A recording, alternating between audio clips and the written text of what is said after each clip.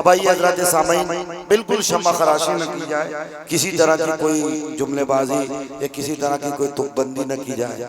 जाहिर है आप भी मुंतजिर हैं हजरत मौलाना अब्दुल्ला सालिम कमर चतुर्वेदी के लिए, इसलिए मैं भी कवाम में हड्डी न बनकर बिला किसी ताखीर के शोहरत याफ्ता खतीब, सीमांचल का शेर खतीब हजरत मौलाना अब्दुल्ला सालिम कमर चतुर्वेदी साहब से गुजारिश करता हूँ कि हजरत वाला तशरीफ लाएं और अपनी कीमती नसीहत से खाबिदा कौम को बेदार फरमावें।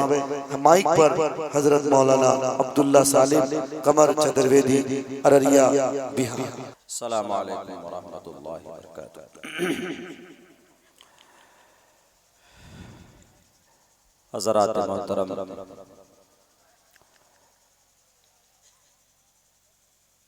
सवा 3 बज चुके हैं। अब शायद तकरीर का वक्त नहीं है।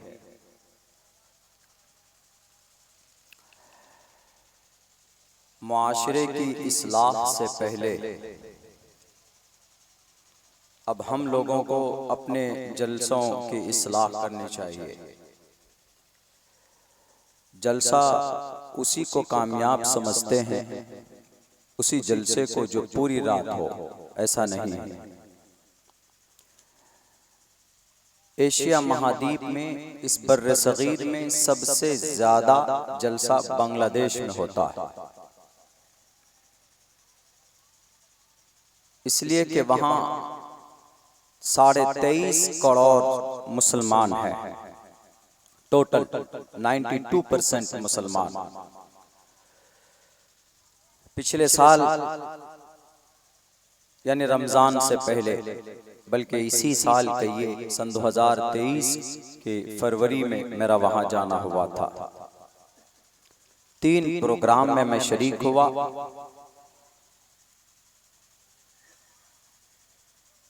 आखिर का जो प्रोग्राम था वहन शाफियुल मसलक के लोग थे, और जो मेरा दोस्त है वहां उम्र में मुझसे भी कम है, उसको 500 हदीसें सनद के साथ याद है। हमने 5 हदीस पेश की, उसने उस मोहतरम ने सारी सनद हमको गिना दी। आप नहीं समझेंगे कि सनद क्या है। 500 हदीसें याद, बस इतनी समझ लीजिए आप। तो वहां मैंने जलसे में देखा कि 12:05 नहीं होता था, 12 बजा प्रोग्राम का इख्तिताम। बड़ा जलसा हुआ करता, बहुत सारे लोग जुटते हैं वहां पे। तो उसको कामयाब जलसा समझा जाता है कि आधी रात तक जलसा, 12 ज्यादा से ज्यादा 1 बजे तक आप अपने होश व हवास के साथ सुन सकते हैं, उसके बाद आप नहीं सुन सकते। नींद एक ऐसी चीज है कि जिसका मुकाबला कोई नहीं कर सकता। हम लोग नहीं बर्दाश्त कर पाते, हालांकि डेली जागने वाले लोग हैं। 3 बजे के बाद, 2-2:30 बजे के बाद ऊँग शुरू हो जाती है, नींद का गलबा शुरू हो जाता है। आप तो फिर भी बैठे हैं माशाअल्लाह। इसीलिए एक मशवरा देता हूं मैं, पिछले 7-8 साल के तजुर्बे की रोशनी में, जलसा कीजिए, उसका मैक्सिमम टाइम 1 बजे से 1:30 बजे तक रखिए।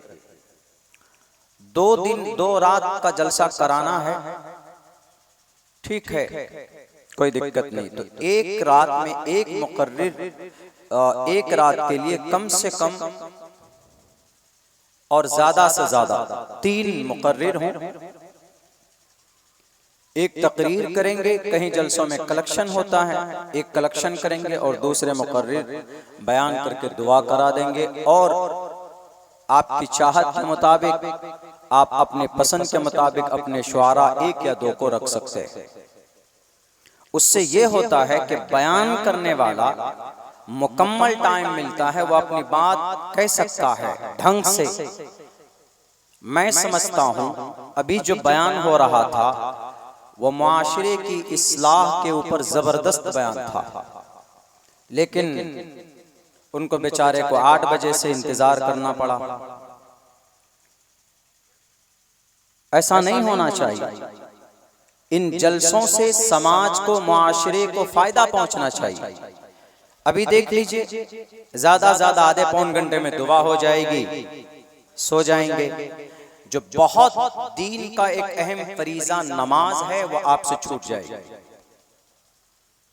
और अल्लाह नमाज के बारे में सवाल करेगा, जलसे के बारे में आपसे सवाल नहीं करेगा।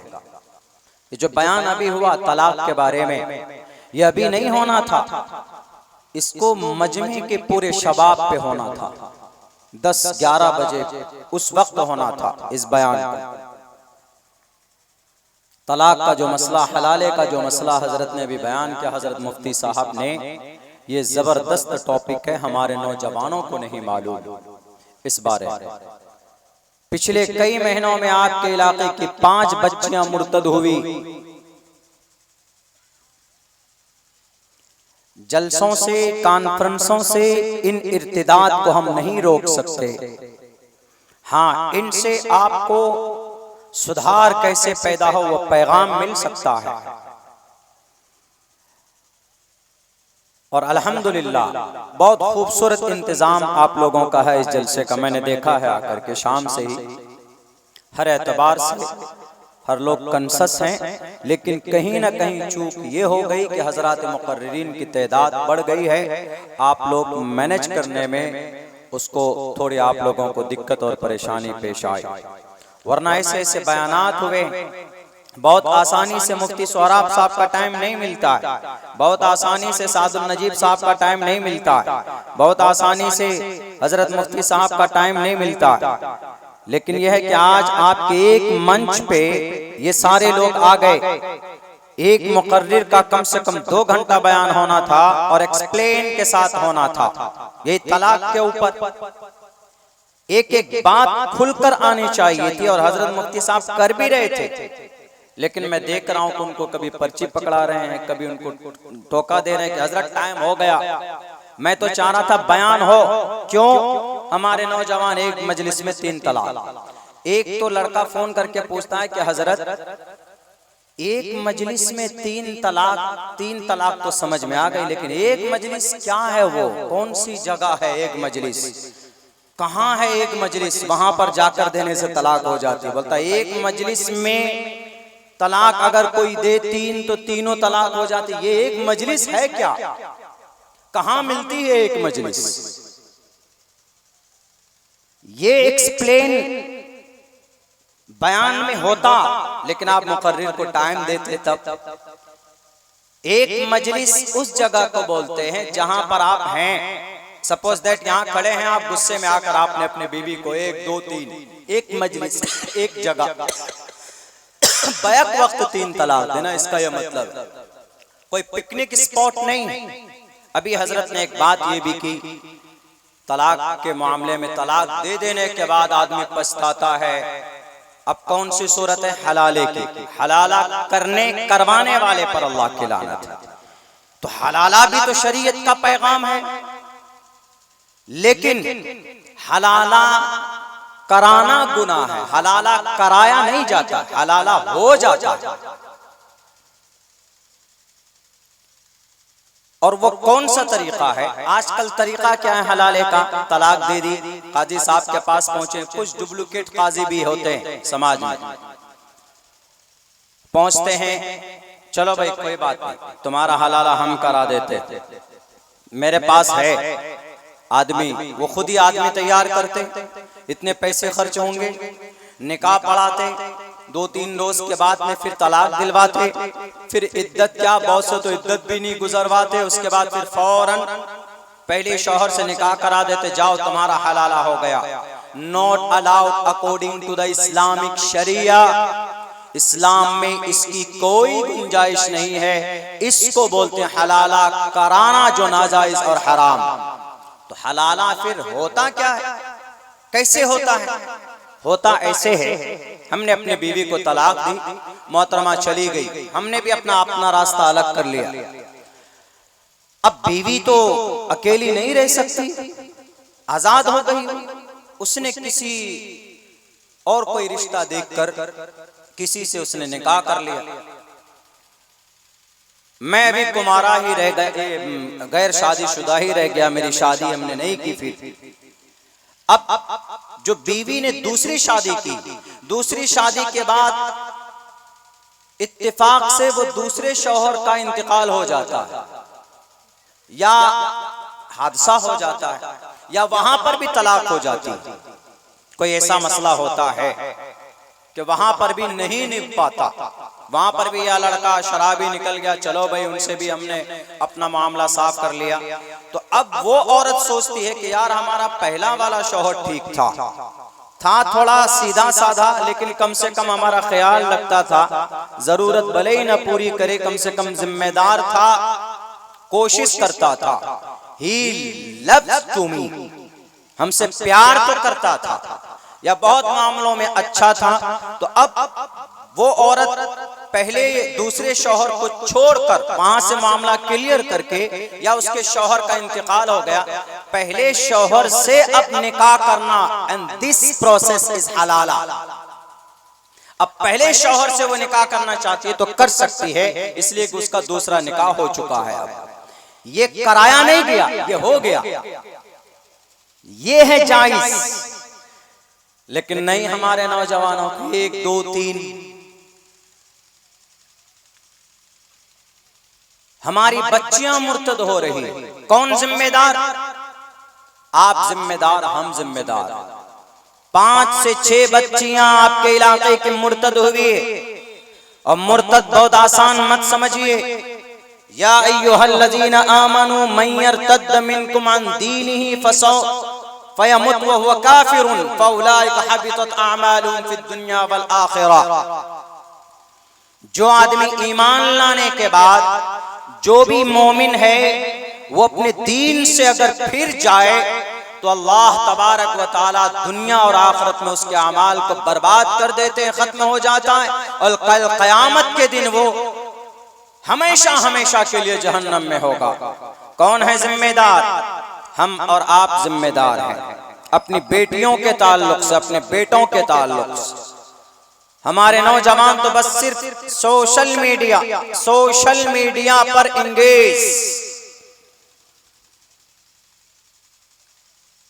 फिल्में देखने में बहुत ज्यादा इंतजार में रहते हैं कि कौन सी फिल्में कब रिलीज हो रही। नॉलेज नहीं है हमारे नौजवानों को, जानकारी नहीं हमारे नौजवानों को, ना अपनी शरीयत के बारे में, न दुनिया के बारे में जानकारी, बिल्कुल नहीं। अगर आपकी तकदीर बदल सकती है, मुआशरे का इस्लाह हो सकता है, तो आपके लड़कों की तालीम और आप अपने बच्चियों की तालीम दीजिए, तभी आपकी बच्चियां समझ सकती हैं कि अगर मैंने किसी बजरंग दल या वीएचपी के लड़के से हमने शादी की तो हमारे साथ क्या अंजाम हो सकता है। पहले बात तो हमारे ईमान का जनाजा निकल जाएगा। एक वाकया सुनाता हूं। भिवंडी मुंबई बड़ा हसास इलाका, जिम्मेदार गार्जियन लोग और हम दानिश्वर लोग, समाज के जो हमारी बच्चियां मुर्तद होती, उनको अकाईद नहीं बताते हम लोग, उनको मुर्तद होने के बारे में जो वईदें हैं वो नहीं समझाते और नहीं बताते दुनिया के हालात क्या है। हमारे इस देश के अंदर सन 2024-25 तक 10,000 बेटियों को मुर्तद करने का एक टारगेट फिक्स किया गया। आपकी बच्चियों को मुर्तद किया जाता है, कराया जाता है, एक टारगेट, एक प्लानिंग के तहत, एक साजिश के तहत, और हम और आप लोग नहीं समझते। बच्चियां हैं, छोड़ देते, जिधर भी जाए पढ़ने अकेले चली जाती, मोबाइल हाथ में थमा देते, अगयार के साथ उनकी मोहब्बत होती, और फिर आप वो इश्क मजाजी तबाकारी, उसको खूबसूरत जिंदगी दिखाई जाती कि जाने मन मैं तो हवाओं में आसमान पे चढ़कर वो चांद पे जाकर तुम्हारे लिए चांद की खूबसूरती लेकर आऊंगा, चांद और तारे तोड़ करके लाऊंगा। वो समझती है कि he is the biggest person and he will sacrifice everything for me. ये हमारे लिए सब कुछ कुर्बान कर रहा है, इससे बड़ा बेहतर हमारे लिए कोई नहीं। बच्चियां होती, मासूम होती, थोड़े से बहलावे और फुसलावे में बहका फुसला कर उनको उनके ईमान से उनको हाथ धोना पड़ जाता है। हमारी समाज की बच्चियों को, मेरे भाइयों, इसमें हर आदमी जिम्मेदार। पहले नंबर पर पेरेंट्स जिम्मेदार, गार्जियन जिम्मेदार कि आपकी बच्ची कहां पढ़ रही है, आपकी बच्ची का, आपके बच्चियों के हाथ में जो मोबाइल, उसका कम्युनिकेशन कहां पर। दो तीन वजह से बच्चियां मुर्तद होती, एक तो गुर्बत की वजह से होती है, एक ज्यादा पढ़ने की वजह से हो जाती। बहुत ज्यादा आपने मॉडर्न तालीम अपने बच्चे को दे दिया तो एथिक्स बन जाती है। वो कहती हैं कि I don't care any religion, I am not a complete religious person and all religion are equal in the sight of my eye। मेरे नजर में सारे धर्म बराबर है, वो ये कहती।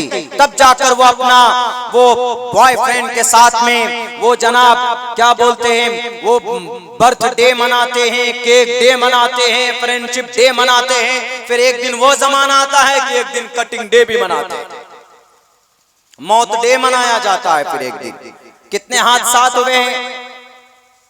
वो भिवंडी की एक बच्ची, एक लड़की, उसने आरएसएस के एक लड़के से निकाह किया, मैरिज किया, शादी इस्लाम में जायज नहीं है, मुर्तद हो गई। तो कानून है कि जब आप शादी करते हैं किसी इंटरकास्ट में, अदर रिलीजन में, या कोर्ट मैरिज करते हैं आप अपने रिलीजन में भी, तो आपको एक नोटिस बोर्ड चिपकाना पड़ता 1 महीने के लिए। ये कानून है, प्रोसेस है। तो वैसे ही किया। तो किसी वकील ने देखा कि अरे ये लड़की तो मुस्लिम है और लड़का गैर मुस्लिम है, तो क्या होना चाहिए। तो फौरन उसका एड्रेस पते पे एक बड़े तंजीम के एक सदर साहब को भेजे कि ये लीजिए आपकी बच्ची मुर्तद हो रही है, एक आरएसएस के लड़के के साथ में उनकी शादी हो गई, कुछ कीजिए। तो वो सदर साहब लोग पहुंचते हैं उनके पास, जाकर कहते हैं कि बेटी तुमने शादी की, तुमने अपने बॉयफ्रेंड के साथ। उन्होंने कहा कि हाँ मौलाना हमने शादी की है, हमने अपनी रजामंदी से, मेरी माँ भी राजी है, मेरा भाई भी राजी है, मेरी बहन भी राजी है और हम तो हैं ही राजी। उन्होंने कहा कि तुमको नहीं मालूम ये ईमान तुम्हारा खत्म हो गया, तुम मुर्तद हो गई, मरने के बाद तुम जहन्नम में जाओगी, इस दुनिया में अल्लाह की रहमत का तुम मुस्तहिक नहीं हो सकती। बड़ी लंबी चौड़ी तकरीर शुरू की वहां पे। पता है वो बच्ची जाहिल नहीं थी, उसने ग्रेजुएशन किया हुआ था, ग्रेजुएटेड थी वो लड़की, दुनियावी एतबार से पढ़ी लिखी थी, दीनी एतबार से इतनी पढ़ी लिखी नहीं थी जितनी होनी चाहिए थी। जितनी तालीम उसको मुर्तद होने से बचा सकती थी उतनी तालीम उनको नहीं दी गई थी। तो उस बच्ची ने क्या कहा पता है, उस बच्ची ने कहा कि मौलाना साहब, सदर साहब बैठिए, आप अभी आए हैं मेरे पास, पिछले 15 साल से आप कहां थे। कहा क्या प्रॉब्लम, क्या दिक्कत। कहा कि 15 साल पहले मेरे वालिद मोहतरम का इंतकाल हो चुका, मेरी माँ ने बर्तन मांज कर मेरी पढ़ाई की, मेरी परवरिश की, मेरे भाई की और मेरी बहन की। आज मेरी माँ पिछले कई साल से, 9-10 साल से बिस्तर पर है, बेड रेस्ट है, उसको दवाई की जरूरत पड़ती, हर महीने में 4 से 5 हजार रुपए की दवाई उनको मिल लग जाती।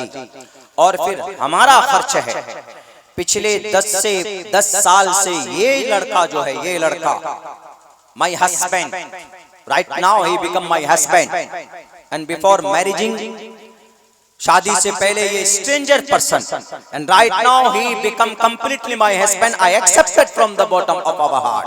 हम दिल की गहराई से इसको शौहर स्वीकार करते हैं। उन्होंने कहा रे लाहौल पढ़ो, इस्लाम में तुम्हारा निकाह नहीं होगा। उन्होंने कहा कि इस्लाम में कौन से इस्लाम की बात करते हैं मौलाना, वो इस्लाम जिसके अंदर ये कहा गया कि अगर तुम्हारा पड़ोस में कोई भूखा रहे तो तुम पेट भरकर खाना खा लोगे, तो याद रखो तुम कल कयामत के जन्नत के दरवाजे पर पीट पीट कर सर पटक कर सर फोड़ लोगे, तब भी तुमको एंट्री नहीं मिलेगी अगर तुम्हारा पड़ोसी भूखा रहा है तो। मौलाना पिछले 10 साल में ये आदमी मेरे घर का टोटल खर्च बर्दाश्त करता है। मैं जानता हूं कि आरएसएस ये सनातन धर्मी है, ये 33 करोड़ देवी देवताओं को मानने वाला, लेकिन इसने मेरे पूरे परिवार की जिम्मेदारी अपने सर पर ले रखी। जो चीज इस्लाम में दिखनी थी वो इसके अंदर है, वो क्वालिटी।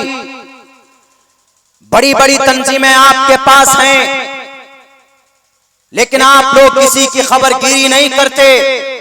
हम गुर्बत से मरते हैं, कीड़े मकोड़ों की तरह जिंदगी गुजरती है, और आप लोग 50-50 लाख की फॉर्च्यूनर गाड़ियों पर बैठकर अपने ऐश की जिंदगी गुजारते हैं।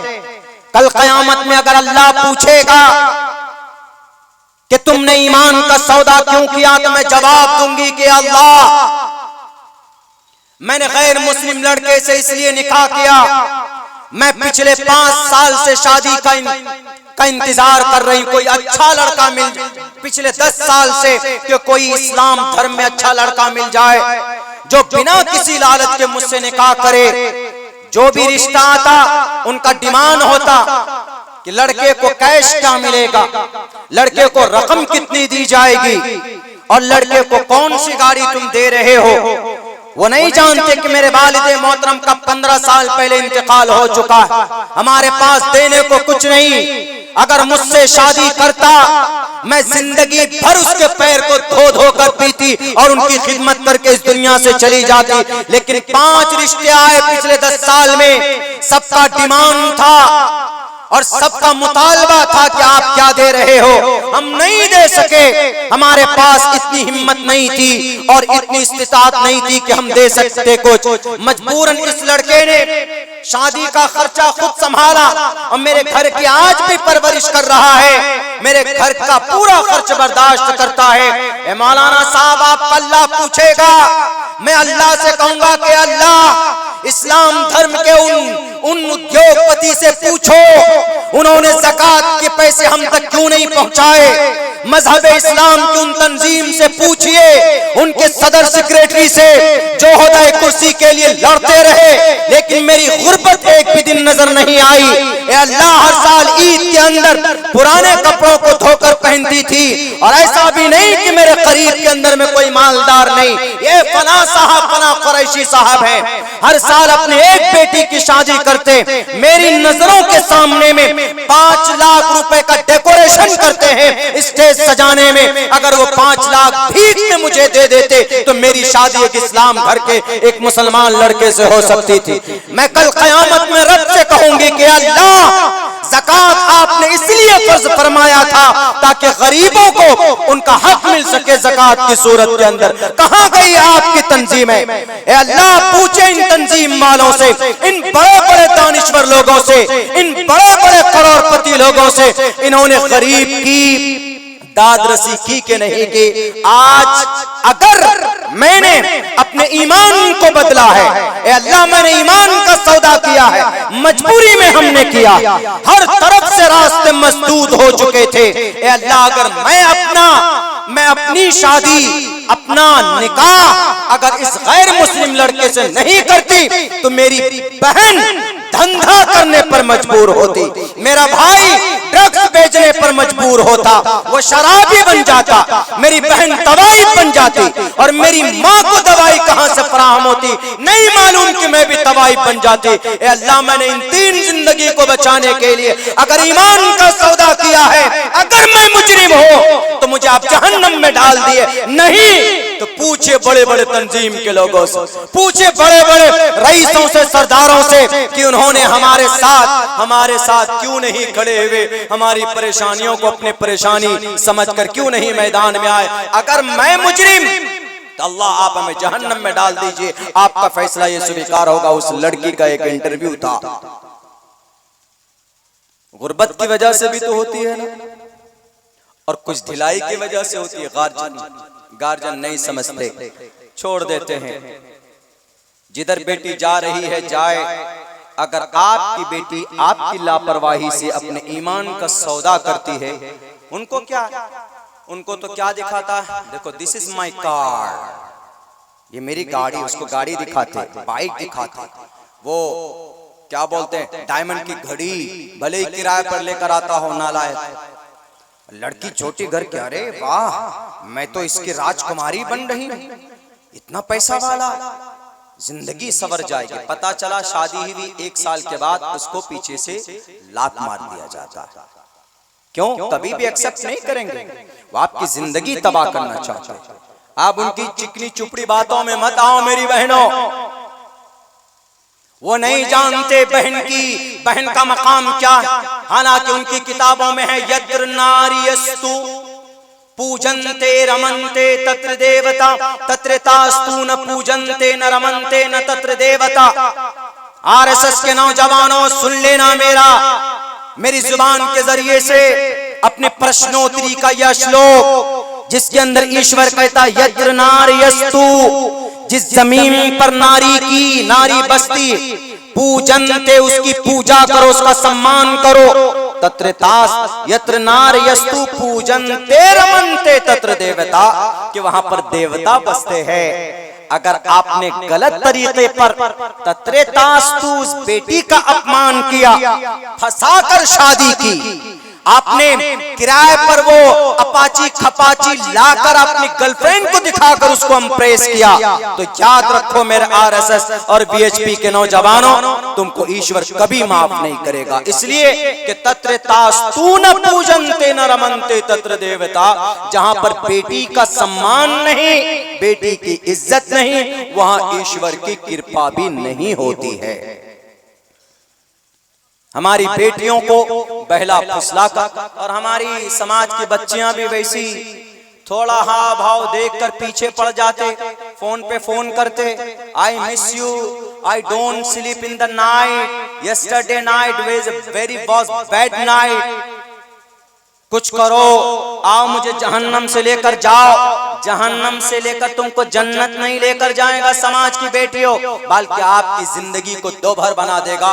वाकयात मौजूद हैं भारत के अंदर, देख लीजिए। महाराष्ट्र के अंदर हर महीने 2500 बच्चियां अपने ईमान का सौदा करती, गुजरात के अंदर, हमारे बिहार के अंदर गुर्बत की वजह से करती, और हमारे वो नौजवान शादी करके चले गए दिल्ली, 1 साल तक गायब। मोहतरमा कहाँ है, किसके साथ है, कुछ पता नहीं।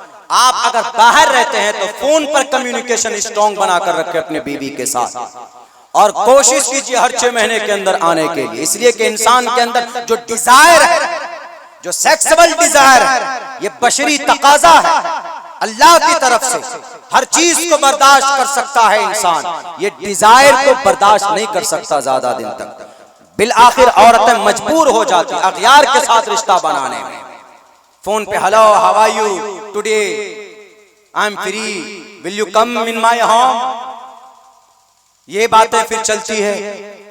नहीं, पूरे ध्यान रखें, मुमकिन हो आपके घर में बड़ी बच्चियां हैं, नजर रखें, सीसीटीवी कैमरे लगा कर रखें, उनको अकीदा बताइए अपने घरों के अंदर। जहां मॉडर्न तालीम देते हैं वहां दीनियात की भी तालीम दीजिए उन बच्चों को, उनको पता लगे कि भाई ईमान कितनी बड़ी अजीम दौलत अल्लाह तबारक व तआला ने हमें अता की। अल्लाह के खजाने में ईमान से बड़ी कोई दौलत नहीं। मेरे नौजवानों, हमारे नौजवानों, आपकी बहन है, आपकी सिस्टर है, उन पर ध्यान रखें। और हमारे नौजवान भी तो गड़बड़ करते हैं ना, बहुत ज्यादा गड़बड़ करते हैं। अभी मैं वो गया था उत्तर प्रदेश, डिस्ट्रिक्ट का नाम नहीं लूंगा वरना बोलेंगे कि आप यहाँ की बुराई कर रहे हैं। अभी 2-3 रोज पहले वहीं था मैं, तो वहां बोला मौलाना हमारी बस्ती में सबसे ज्यादा हमारे जो नौजवान हैं, सबसे ज्यादा औरतों लड़कियों के पीछे भागते, किसी तरह नंबर ले लें, उनसे कम्युनिकेशन बना लें, इसी चक्कर में रहते हैं। और फिर क्या कहते हैं कि नहीं हम रिश्ता करने के लिए ऐसा करते हैं, तो माँ बाप से बात करो ना जाकर। किसी घर में रिश्ता करना है, कोई लड़की पसंद है, direct you can go to her home, जाओ उनके घर पे और जाके बात करो, I want to marry your daughter and sister, शादी करना चाहता हूं। इस्लाम में ये जायज है, लेकिन इस्लाम में फोन के जरिए पहले हाय, फिर मिस कॉल करते, ओ ये आपका नंबर है, मेरे मोबाइल में सेव था, कैसे सेव हो गया? हजरत जिब्राइल ने ला करके सेव करके दिया। बहाने ढूंढते। जिंदगी को तबाह मत करो, कुछ करो। आज यहूदी इतने ताकतवर क्यों हैं? इस टॉपिक पे मुझे बोलना था, यहूदी क्यों ताकतवर हुए। लेकिन देखा हमने कि भाई सिस्टम यहाँ पर कुछ और है, मामला कुछ और है। हमारे समाज की बच्चियां मुर्तद हो रही। जब से मैंने सुना कि भाई आपके इलाके की 5 बच्चियां मुर्तद हुई, आपके पूरे गांव वालों को बेचैन होना चाहिए था, उनके लिए दुआएं करनी चाहिए थी, और मुत्तहिद होकर एक प्लेटफॉर्म पर कोई लाया अमल तैयार करना चाहिए था। हमारे नौजवानों, मोबाइल से, सोशल मीडिया से आपकी जिंदगी नहीं बदल सकती। कुछ सीखो, कुछ पढ़ो और बेबाकी पैदा करो, नहीं तो ये दुनिया लूट लेगी आपको। अभी पिछले दिन मैं मुजफ्फरपुर स्टेशन में मेरी गाड़ी थी, परसों की बात है, परसों शाम की बात है, 26 तारीख, उत्तर प्रदेश से आया मैं प्रोग्राम से। मैंने अपनी गाड़ी, मेरे पायलट साहब के बड़े अब्बा का इंतकाल हो गया तो वो चले गए, मुझे खुद गाड़ी लेके जाकर मुजफ्फरपुर स्टेशन में हमने गाड़ी पार्किंग में खड़ी की। जैसे हम पार्किंग में इंटर हुए तो क्या बोलता है, मौलाना मुल्ला जी कितनी देर तक के लिए गाड़ी रखेंगे? हमने कहा कि भाई 24 घंटे, ज्यादा से ज्यादा 36 घंटे हो सकते। तो उन्होंने कहा कि, हमने कहा क्या चार्ज है? उन्होंने कहा कि 240 रुपए 24 घंटे के लगते। हमने कहा कि ठीक है, मैं 300 दे दूंगा, पहले गाड़ी पार्क कराओ, मुझे ट्रेन पकड़नी। गाड़ी पार्क करा दी, 50 रुपए मैंने उनको एडवांस दिया पर्ची कटने का। हमने कहा ये रखिए 50 रुपए, बाकी आकर दूंगा। चले गए, ट्रेन पकड़कर प्रोग्राम करके आ गए। लेकिन स्टेशन पहुंचने से पहले मुझे शक हुआ कि 240 रुपए car parking in any railway station नहीं है। 240 रुपए 24 घंटे का किसी भी रेलवे स्टेशन में कार एंड टैक्सी पार्किंग नहीं है, इतना चार्ज नहीं। मैंने हर जगह, किशनगंज में गाड़ी रखी है, हाजीपुर में गाड़ी रखी है, और अक्सर जगहों पे जाना होता तो कहीं स्टेशन पे खड़ी करके ट्रेन पकड़ के जाते। उसके बाद मैंने सर्च करना शुरू किया, देख लिया मैंने पूरा details in Muzaffarpur railway station, what is the charge car and taxi, the car parking. मैंने देख लिया पूरा। मैं गाड़ी में बैठा, जब निकलने लगा तो उधर से कहा के बोलता, हाँ मल्ला जी ये गाड़ी तो 2 दिन से खड़ी है, पैसे निकालिए 480 रुपए। परसों की बात है, अकेला था मैं। तो हमने कहा कि 480 रुपए? बोला हाँ 480 रुपए होते हैं ना मौलाना, आप 24 ने, आपके 32 से 36 घंटे हो गए, तो 24 घंटे का वो 240, और ये जो 12 घंटा हुआ तो ये 24 घंटा शुमार होगा, ये 240, तो 80 हुए ना, 480। हमने कहा हाँ देता हूं।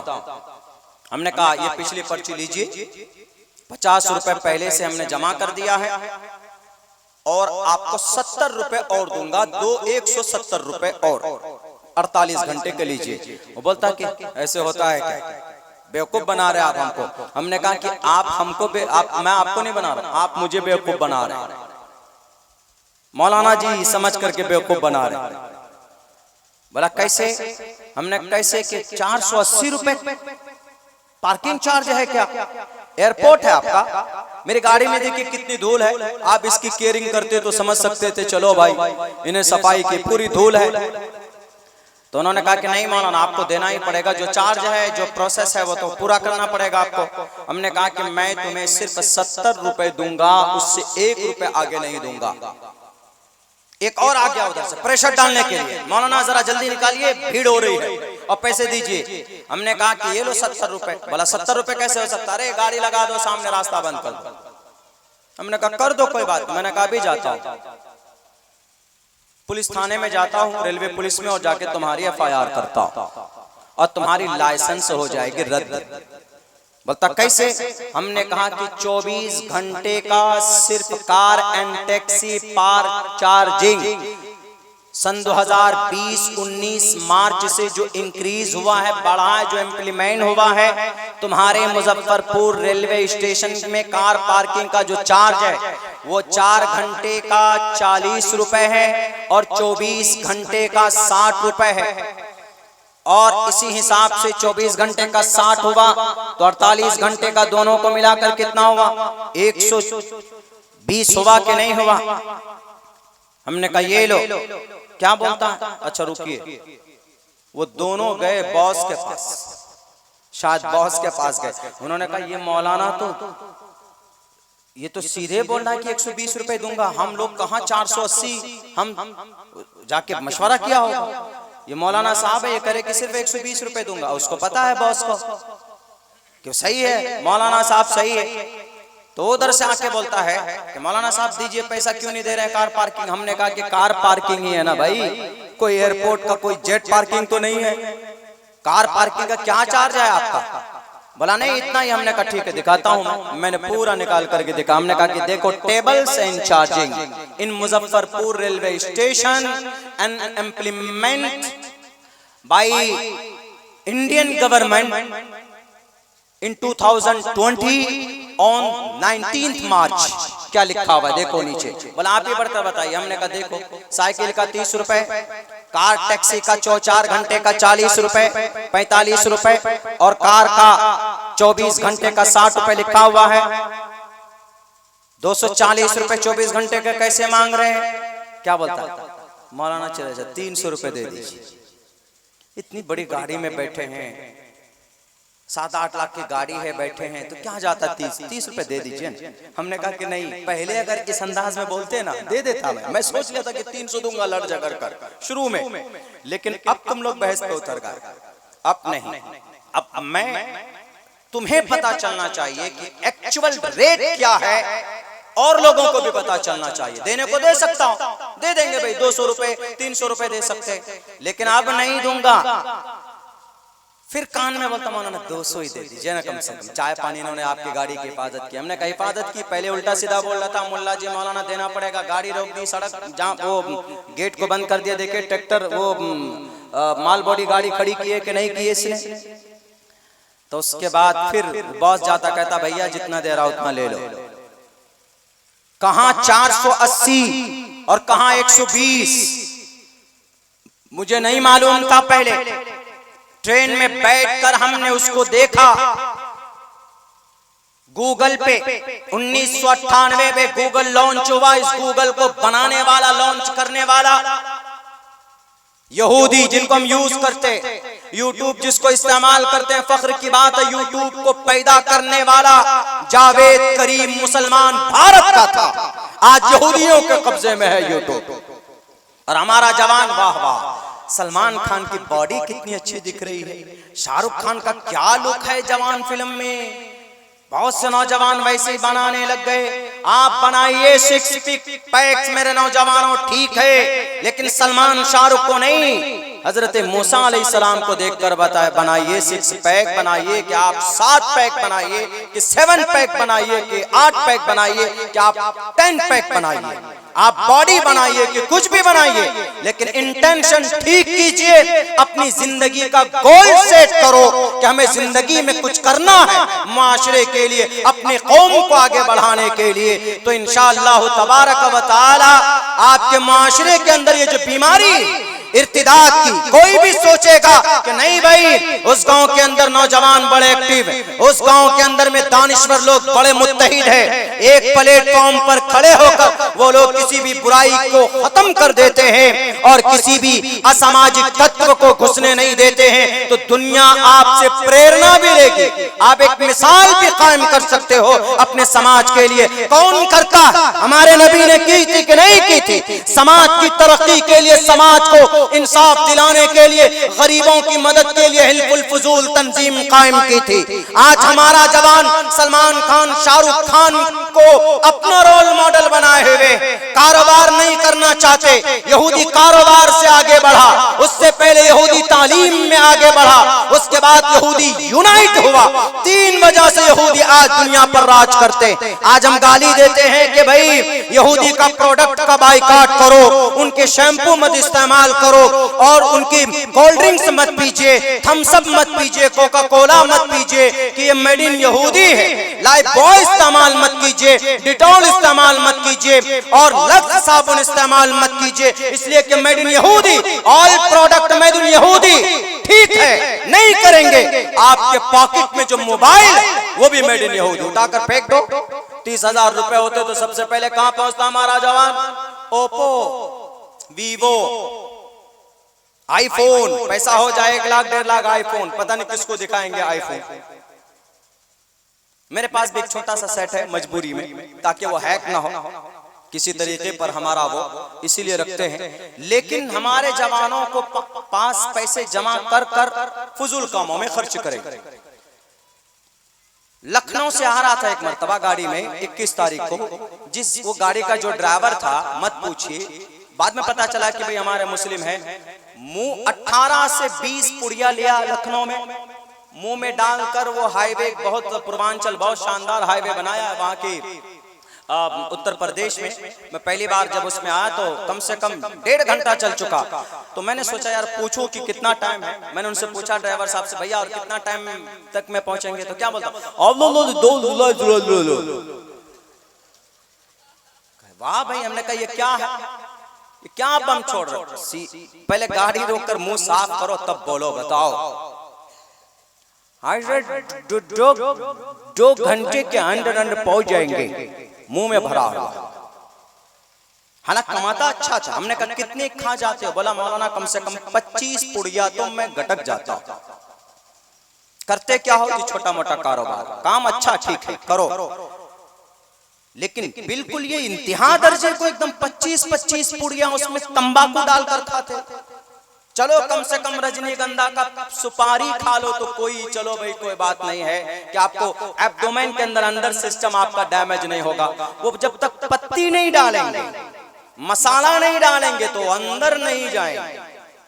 25 रुपए की एक रजनीगंधा की एक पुड़िया, हमारा नौजवान एक पुड़िया लेकर बल्कि दिन में 3-4 पुड़िया खा जाता। 100 रुपए खा गया दिन में, 30 दिन में 3,000 रुपए खा गए। और समाज के संगठन के लिए, बच्चों की तालीम के लिए कोई मदरसा बनाइए। अगर मांग लीजिए उनको, भाई जलसा करा रहे 500 रुपए दो, नहीं अभी नहीं है, कभी इधर देख रहा है, कभी इधर देख रहा है, कभी इधर देख रहा है, कभी इधर देख रहा है। ऐसी सिचुएशन आ गई। आप यहूदी बच्चों से प्रेरणा ले सकते हैं, यहूदी बच्चों से। यहूदी बच्चे, उनके पास अगर पैसे हो गए तो वह कारोबार में इन्वेस्ट करते हैं। 30,000 रुपए हुए तो मोबाइल के पीछे नहीं जाएंगे कि भाई किसकी सेल्फी बढ़िया आती। मुझे आज तक, मैं आपको एक बात बताऊं, मुझे शौक ही नहीं है फोटो का, न सेल्फी का, न सुल्फी का, किसी का भी। आज तक मैंने कभी भी, मुझे याद ही नहीं है कि पिछले कम से कम 7-8 साल से ये मल्टीमीडिया एंड्रॉइड मोबाइल यूज करते हैं, तो हमने कभी किसी को कहा हो कि आइए जरा सेल्फी लेते हैं। आज तक एक फोटो आप नहीं दिखा सकते मेरे मोबाइल के अंदर। हाँ, मेरे मोबाइल को अगर आप खोजेंगे आपको किताबें जरूर मिल सकती। इसके अंदर भी कम से कम 5 ऐप है मेरे इस मोबाइल के अंदर। इस मोबाइल के अंदर 5 ऐप है। आप जब खोल कर देखेंगे तो आपको ऐसी चीजें मिलेंगी कि आपको जल्दी किताबों में नहीं मिलेंगी। सोशल मीडिया यूज कीजिए, ठीक है, गलत यूज मत कीजिए, अच्छी चीजों के लिए यूज कीजिए। यूट्यूब अच्छी चीजों के लिए यूज कीजिए, फेसबुक यूज कीजिए, ट्विटर यूज कीजिए, ठीक है, व्हाट्सएप यूज कीजिए, लेकिन दूसरों को परेशान करने के लिए नहीं। हर वक्त वो खेसारी लाल का कमर डुमक देखने के लिए नहीं। गाना सुन रहे हैं, बाइक चला रहे हैं तो कान में लीड लगाकर, ना सर पे हेलमेट है, वही काम कर रहे हैं। अगर आपको जिंदगी गुजारने का ढंग अगर आपको देखना है, पिछले 75 साल में दुनिया की सबसे जलील कौम यहूदी ने जो अपने आप को रिफॉर्बिश किया, अपने आप के अंदर में जो मॉडिफाई किया, उन्होंने गुलाम कौम थी। पिछले 75 साल के अंदर पूरी दुनिया को उन्होंने गुलाम बनाया, पूरी दुनिया को। यहूदी से बढ़कर कोई आगे नहीं। तालीम में यहूदी आगे, एजुकेशन में यहूदी आगे, और हमारे मुस्लिम बादशाह, हमारे मुस्लिम दानिश्वर किस में आगे? बुर्ज खलीफा बनाने में आगे, तंजीम बनाकर सदर के चक्कर में झगड़ा लगाने में आगे। हम मुसलमान जो समाज के दानिश्वर लोग हैं वो लड़ने में आगे। मैं सबसे बड़ा, मुझसे बड़ा कोई नहीं। यहूदी के अंदर एक खुसूसियत पता, एक खासियत क्या है? यूनाइट, मुत्तहिद रहते हैं। अगर यहूदी, इसराइल के यहूदी के ऊपर एक पत्थर गिर जाए तो अमेरिका का यहूदी बेचैन हो जाता है। यूक्रेन का यहूदी बेचैन हो जाता है, इराक का यहूदी बेचैन हो जाता है। यहाँ आपके गांव के अंदर एक मुसलमान घर की बेटी चली जाए अखियार के साथ तो जर्रा बराबर फिक्र नहीं होती। अगर कामयाब होना है तो 3 मेथड को अपनाइए। मैं अपनी बात खत्म करने जा रहा हूं। 3 चीजें। सबसे पहला रास्ता तालीम का है, खुसूसन नौजवानों को। जितना सोशल मीडिया पर आप टाइम देते हैं, सिर्फ दिन में 1 घंटा आप पढ़ लीजिए। कोई जरूरी नहीं क्वालिफिकेशन लेने की। अगर आपको नहीं है, वसीला नहीं है, आपका वक्त निकल गया तो खुद स्टडी कीजिए, पढ़िए। मुताले से आपको वो नॉलेज हासिल होगा कि आप बड़े बड़े प्रोफेसर का मुकाबला कर सकते हैं। गलत फहमी का आप मुंह तोड़ जवाब दे सकते हैं, गलत फहमियों का तालीम के ऊपर। यहूदी तालीम ही के जरिए से आगे बढ़े। सबसे ज्यादा और सबसे बड़ा और सबसे बड़ी यूनिवर्सिटी यहूदियों की है दुनिया के अंदर, क्योंकि उन्होंने तालीम के ऊपर मेहनत की। और दूसरा फार्मूला, मईशत में आगे बढ़िए नौजवानों, तिजारत में आगे बढ़िए। आप तिजारत करेंगे, 1 लाख 2 लाख 3 लाख। अल्लाह के नबी 15 साल की उम्र से लेकर 40 साल की उम्र तक मोहम्मद रसूलुल्लाह ने तिजारत की। नबूवत मिलने तक नबी ताजिर थे, मजबूत ताजिर थे। अल्लाह के नबी बड़े ताजिरों में नबी पाक अलैहिस्सलाम का शुमार होता था। बड़े का सबसे बड़े अस्सादिक अल अमीन तिजारत के प्लेटफॉर्म से मोहम्मद रसूलुल्लाह को यह खिताब दिया गया था। उमर फारूक रेशम के बड़े ताजिर, अबू बकर सिद्दीक रिटेलर के बड़े ताजिर थे, इमाम अबू हनीफा बहरी जहाज कपड़ों के उतरा करते थे। ये थे वो लोग बड़े शरीयत के और इस्लाम के बड़े मुजाहिद और एक रोल मॉडल दुनिया के लिए, लेकिन तिजारत करते थे। हम कहे ना हमारे नौजवानों के पास 50,000 रुपए हुआ, या तो खपाची गाड़ी के पीछे पड़ जाते, 50,000 रुपए जमा करो, बाकी इंस्टॉलमेंट पे ले लो गाड़ी। सूद पर, सूद बहुत बड़ा गुनाह है, इस्लाम में भी जायज नहीं है, हिंदू धर्म में भी नहीं है। किमते कुर्नवंती की टेपू गावो नाशिरम गुहंती धर्मम। यजुर्वेद में कहा गया है कि ए ईश्वर सूदखोरों के से हमें बचा। तिजारत कीजिए लेकिन सूद से अलग रहकर तिजारत कीजिए। कारोबार के अंदर, तिजारत के अंदर अल्लाह तरक्की देगा, लेकिन सूदी कारोबार करते हैं तो नाजायज और हराम। और तीसरी चीज क्या है? यूनाइट रहिए, मुत्तहिद रहिए, एक प्लेटफॉर्म पर रहिए। उसके बाद देखिए तो इंशाअल्लाह तबारक व तआला आपके गांव की तरक्की होती है कि नहीं होती। आप बनाइए एक तंजीम और बच्चों की तालीम के लिए एक इदारा मजबूत कायम कीजिए आपकी आलीशान मस्जिद के अंदर ही, कि हम अपनी 10 साल के बच्चों को मस्जिद में भेजकर एक जिम्मेदार व्यक्ति को तालीम देंगे, अकीदा बताएंगे, मुर्तद होने के क्या क्या खुराफात हैं उनको बताएंगे हमारी बच्चों को, समाज को। हम बच्चों को पढ़ाते हैं लेकिन बच्चों को कभी नहीं पढ़ाते, इसलिए बच्चों को तालीम दीजिए। अल्लाह के नबी ने फरमाया खैरु मताई दुनिया अल मरातु सालिहा, इस दुनिया के अंदर बेहतरीन अगर चीज कोई है तो एक नेक औरत है, और नेक औरत तालीम के जरिए से बन सकती है, अच्छी तरबियत के जरिए से बन सकती है। इसीलिए अल्लाह के नबी ने कहा कि मरने के बाद मेरे साथ वो शख्स खड़ा होगा जिसके घर में 2 बेटी या बहन हो, सही परवरिश की हो, तो मेरे साथ कल कयामत में ऐसे खड़ा होगा। इसलिए उनकी तरबियत कीजिए, उनके लिए इदारा कायम होना जरूरी है। हम लोग जहाँ पर मांस मछली खाते हैं 1000-2000 रुपए महीने के अंदर में 2-2000 रुपए खत्म कर देते हैं, ज्यादा नहीं 500 रुपए बचाइए। 500 रुपए आपके इलाके में जो भी मदरसा है, आपके इलाके में जो भी मस्जिद में मकतब चलता है, इंशाअल्लाह उसको अच्छी रकम मिलेगी, अच्छी तनख्वाह मिलेगी, खुश होकर पढ़ाएगा। तालीम के मेयार को आगे बढ़ाइए। यहूदी ने सबसे पहला रास्ता तालीम का अपनाया है, जिसको अल्लाह ने कहा कि तुम गरीब। 1947 में इस कौम के पास जगह नहीं थी अपनी, जो इस्राइल में बसे। 1947 में कोई जगह नहीं, कोई मुल्क नहीं था। 1947 में बाज़ाब्ता उनको जगह दी गई। पिछले 75 साल में इस कौम ने ऐसी तरक्की की है कि आप अंदाजा नहीं लगा सकते। हर मैदान में, हर फील्ड में, तिजारत में यहूदी आ गए, तालीम में यहूदी आ गए, टेक्नोलॉजी में यहूदी आ गए, यहाँ तक कि मोदी का बोझ भी यहूदी। हमारे भारत के जो प्राइम मिनिस्टर हैं, उनका जो असल प्रमुख सलाहकार है, एडवाइजर इंटरनली जो किसी को मालूम नहीं है, वो एक मेड इन इसराइल है, यहूदी है। क्यों? यहूदी न बीवी, न मजहब, न पैसा कुछ नहीं देखता, लेकिन टैलेंट पे मेहनत करता है, टैलेंट के ऊपर, तालीम के ऊपर फोकस करता है। इसीलिए अपने बच्चों को तालीम दीजिए, तालीम के जरिए से इंशाअल्लाह तबारक व तआला समाज का रुख बदलेगा। तालीम नहीं है तभी तो एक मजलिस में 1 2 3 तलाक का और भी अच्छा तरीका है जिसमें आपका निकाह भी बच सकता है और हलाले की भी नौबत नहीं आ सकती।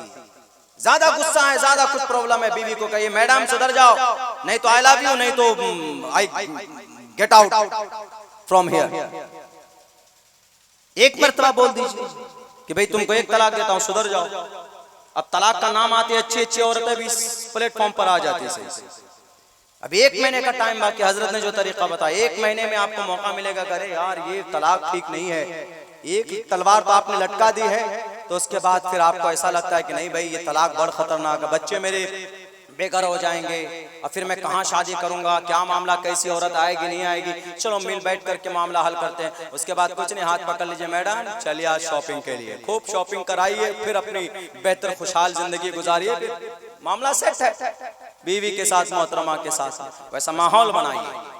ये नॉलेज के ऊपर डिपेंड करता है। तलाक का एक ही तरीका हमारे नौजवान समझते हैं, गुस्सा आया उधर से औरत भी बोलती है, जब जाहिल पढ़ी लिखी, अगर तू अपने बाप का बच्चा है तो तू मुझे तलाक दे के देखा।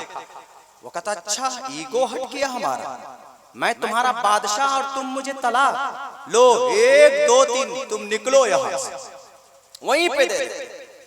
वह भी ये भी कह सकते हैं भाई अगर तुमको ज्यादा ही अगर नशा है तो ठीक है मैं तुमको 1 तलाक देता। बहुत अच्छा प्रोसेस है इस्लाम में, इसको लोग जानते नहीं है। मीडिया वाले वही 3 तलाक, वही हलाला, वो डुप्लीकेट मुफ्ती साहब जो कराते हैं हलाला, उसी को लेकर के हलाला देके जिना करवाते हैं आप लोग, हालांकि वो जायज नहीं है हलाला, वो हलाला इस्लाम में भी जायज नहीं, वो तो हम भी गलत कहते हैं। तो नॉलेज के ऊपर सारी गलत फहमियों का आधार है, इसका खात्मा होगा इंशाअल्लाह। वक्त हो चुका है, हजरत वाला भी शायद कोई दुआ के लिए तशरीफ ला चुके हैं, मेहमान आपके मुकर्रिर, और बस दुआ कीजिए कि अल्लाह तबारक व तआला हम तमाम मुसलमानों को कहने सुनने से ज्यादा अमल की तौफीक अता फरमाए। बहुत बहुत शुक्रिया, जज़ाकल्लाह।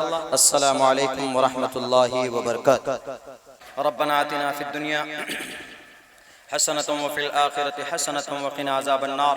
रब्बना ज़लमना अनफुसना व इल्लम तग़फिर लना व तरहमना लनकूनन्न मिनल ख़ासिरीन। ला इलाहा इल्ला अंत सुब्हानक इन्नी कुन्तु मिनज़ ज़ालिमीन। अल्लाहुम्मा इन्ना नजअलुका फ़ी नुहूरिहिम व नऊज़ु बिका मिन शुरूरिहिम। ए अल्लाह हमारे सगीरा कबीरा गुनाहों को माफ़ फरमा, तमाम लग़ज़िशों को कोताहियों को दरगुज़र फरमा। इस्लामी माशरा के उन्वान पर यह प्रोग्राम है और बड़ी कीमती बातें हुई है इशा के बाद से लेकर अब तक। या अल्लाह उन तमाम बातों पर अमल की तौफीक अता फरमा। या अल्लाह जो भी कमी कोताही हुई है उनको अपने फजल करम से माफ़ फरमा। या अल्लाह पूरे नौजवानों ने, इस गाँव के लोगों ने, सब ने मिलकर ये खूबसूरत प्रोग्राम सजाया है। या अल्लाह उनकी मेहनत, उनके कद्दो काविश को कबूल मंजूर फरमा। या अल्लाह इस जलसे की बरकत से इस गाँव के अंदर दीन की फ़िज़ा को आम फरमा। इस जलसे की बरकत से इस इलाके के अंदर या अल्लाह दीन की फ़िज़ा को आम फरमा। आपस में इत्तिहाद और इत्तिफ़ाक़ पैदा फरमा। जिन जिन लोगों ने जिस एतबार से इस प्रोग्राम को करने में ताउन पेश किया है उन सब से देने को कबूल फरमा। या अल्लाह उन सब की मेहनत को हश्र के मैदान में निजात का जरिया बना। या अल्लाह आज एक मुल्क में गजा पट्टी में तकरीबन 30,000 मुसलमानों को मार दिया गया, कम से कम 30,000 टन बारूद बरसाया गया है, 6,000 मासूम बच्चों को दफन कर दिया गया है। या अल्लाह हमारे आमाल बद का नतीजा है कि वो सज़ा उनको मिल रही है। या अल्लाह आज इस मुबारक महफिल में बैठकर हम अपने टोटल गुनाहों से तौबा इस्तिग़फ़ार करते हैं, हमारी तौबा को कबूल फरमा। गज़ा पट्टी के मुसलमानों की, वहाँ के इंसानों की, वहाँ के लोगों की हर तरह से गैबी मदद फरमा, उनको हिम्मत और हौसला अता फरमा। जो लोग अपनी ज़मीन के लिए लड़ रहे हैं उनको इस्तिक़ामत पैदा फरमा, उनकी गैबी मदद फरमा, उनकी नुसरत फरमा। हमारे मसाजिद की खुसूसन मस्जिद अक़सा की हिफाजत फरमा, हमारे मकातिब की मदारिस की हिफाजत फरमा, उलमाए किराम की इज़्ज़त व आबरू की हिफाजत फरमा, उम्मत मुस्लिमा की बेटियों की ईमान की हिफाजत फरमा। शरीयत पर अमली एतबार से हमारे नौजवानों को खुसूसन या अल्लाह शरीयत के मुताबिक ज़िंदगी गुजारने की तौफीक अता फरमा, तालीम के मैदान में आगे आने की तौफीक अता फरमा, या अल्लाह हलाल रिज़्क कमाने की तौफीक अता फरमा, आपस में इत्तिहाद और इत्तिफाक के साथ अपनी ज़िंदगी गुजारने की तौफीक अता फरमा। या अल्लाह हमारी सारी बातें, हमारी इस महफिल को, इस मजलिस को, इस दुआ को नबी पाक अलैहिस्सलातु वस्सलाम के सदक़े तुफ़ैल में कबूल फरमा। सल्लल्लाहु तबारक व तआला अला खैरि खल्क़िही मुहम्मदिन व आलिही व अस्हाबिही अजमईन बिरहमतिका या अरहमर राहिमीन।